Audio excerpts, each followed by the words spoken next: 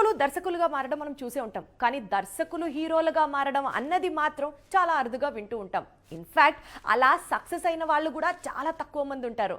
అయితే రీసెంట్గా కాలీవుడ్ డైరెక్టర్ లోకేష్ మాత్రం మాస్ మహారాజా లాగా అవతారం ఎత్తబోతున్నాడు. ఇది ఖాయం అంటోంది కాలీవుడ్. మరి డైరెక్షన్ సంగతి ఏంటి?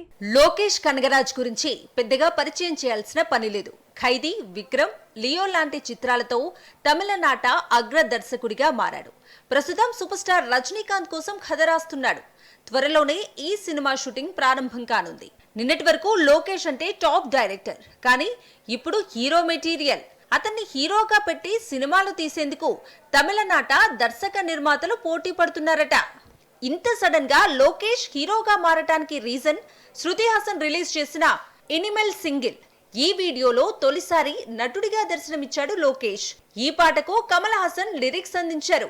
శృతి మ్యూజిక్ కంపోజ్ చేయటం మాత్రమే కాకుండా పాడింది.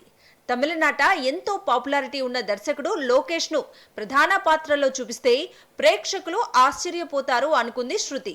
తన సింగిల్ క్రేజ్ కలిసొస్తుంది అనుకుంది.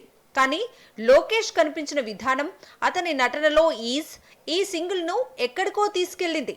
లోకేష్ లో దర్శకుణ్ణి మించిన హీరో ఉన్నాడంటూ కోలీవుడ్ ఫిక్స్ అయింది. అన్నీ కుదిరితే ఫ్యూచర్ లో సినిమాటిక్ యూనివర్స్ లోనే లోకేష్ హీరోగా నటించినా ఆశ్చర్యం లేదు.